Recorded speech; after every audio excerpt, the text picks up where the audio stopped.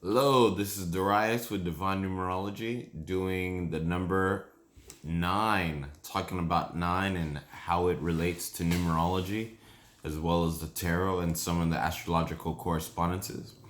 Number 9 in and of itself represents wisdom and integrity, represents public life, public persona, philanthropy. It represents the culmination of life's events.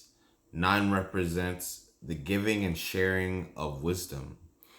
It represents the completion of a long journey that one has fulfilled, that one has completed, and getting ready for the next level. 9 as a number, it is the last of the numbers from 1 through 9. Therefore, it also can represent endings and conclusions and a time frame that things need to be wrapped up, and whatever is no longer serving us should be let go or considered. How are we going to move at a level higher than that? 9 is a number of evolution, because whatever you add 9 to becomes a higher version of what it was before. In the case of, as an example, number 5, if you add 5 to 9, it's going to become 14. 1 and 4 adds up to 5. If you add 14 to 9, it becomes 23. 2 plus 3 adds up to 5. And it just keeps on going on. 23 plus 9 is 32. 3 plus 2 is 5. So whatever you add the number 9 to, it makes it a higher version, an evolved version of itself. And the higher evolved the 9 is, the higher it will take whatever number is added to it. So if you take the number 81, which is 8 plus 1 adds up to 9, and you add a single number 5 to the number 81, it's going to become 86. It's going to go all the way from that 5 all the way down to that highest, or the really like a much higher vibration, just from being around it. 8 plus 6, what's that? That's 14. 1 plus 4 is 5. So 9 is very much an evolutionary number. There's a such thing as 9 cycles. 9 cycles. Every 9 years, something happens. Every 9 months, something happens. Every 9 minutes, every 9 days, every 9 seconds, every 9 hours. This can all be translated into multiple meanings. 9 in numerology also relates to the big picture, the macrocosm, looking at how things affect all of humanity, not just one little piece. People that are associated with 9 as a life path, or their expression as 9, may tend to be more in the spotlight in life, working with the public, involved in philanthropic purposes, wanting to give back to their community, wanting to not seem aloof, but may just have that tendency because they belong to the public, they belong to the world, they belong to the masses. This is the energy of 9. People like Elvis Presley, for those of you who know who he is or was, Elvis Presley has a lot of 9 energy. Mother Teresa had a lot of 9 energy. A lot of people that are involved in philanthropy, in great deeds of kindness, but also in fame, because 9 is the number of recognition. 9 is also the number of power. And it's that number of rulership and great influence if it comes in high concentration in a person's numerology chart.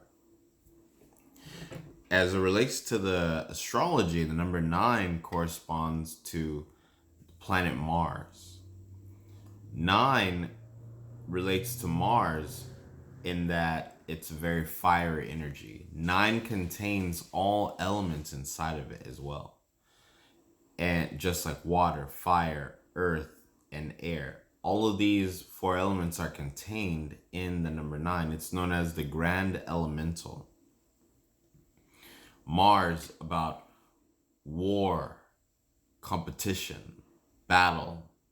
These are things that are associated with the planet Mars, and also by extension, the number 9. People that are born on the days that equal 9 can have those traits of Mars, which causes them to be that warrior type person, that warrior energy they may have. As it correlates to the tarot, we have the hermit. The hermit, he tells us a lot about the number 9 because this is the 9th card in the tarot deck.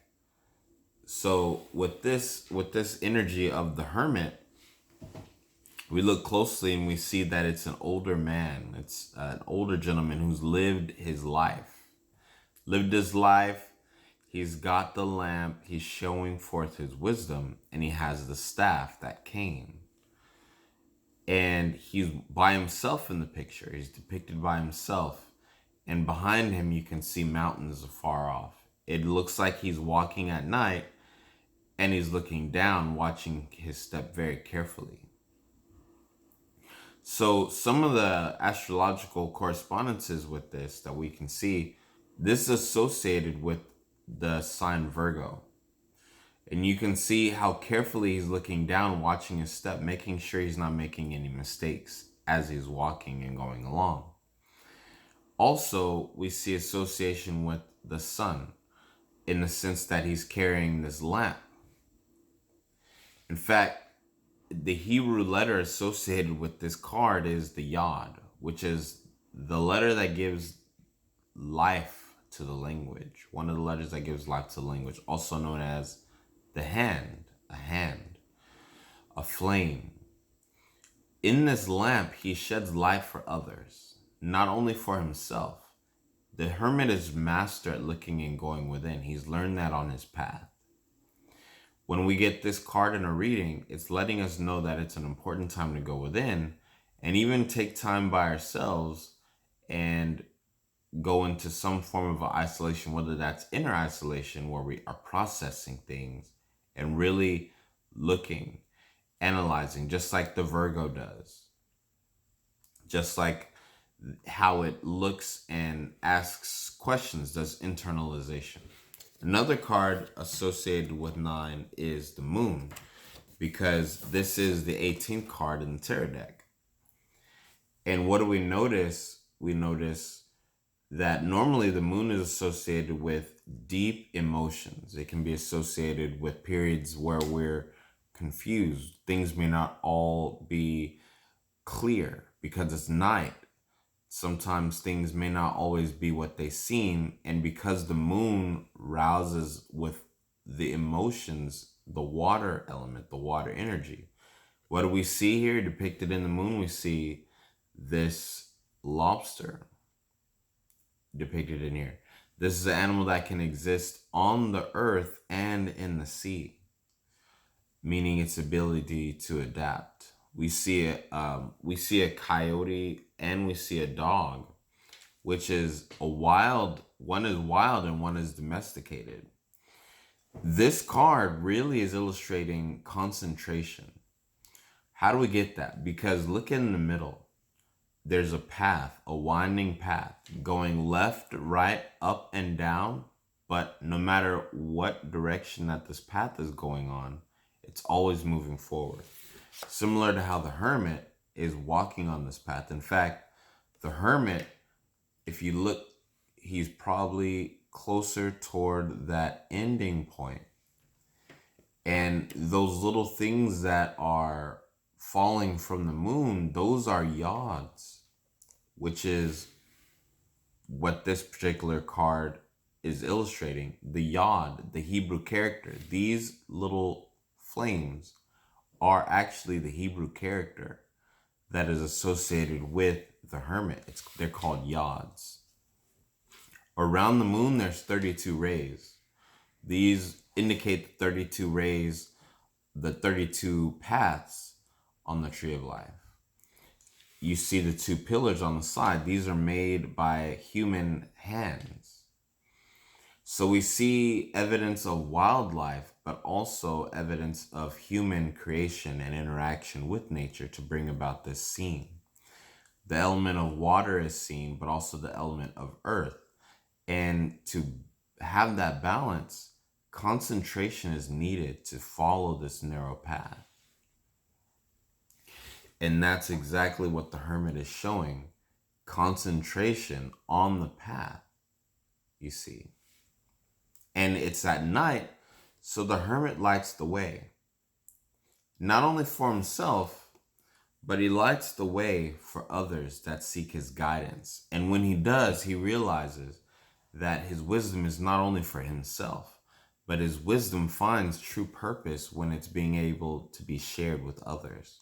If you look very closely in the Hermit card, you'll notice inside of his deck, in this deck, inside of his lamp, there is Metatron's cube,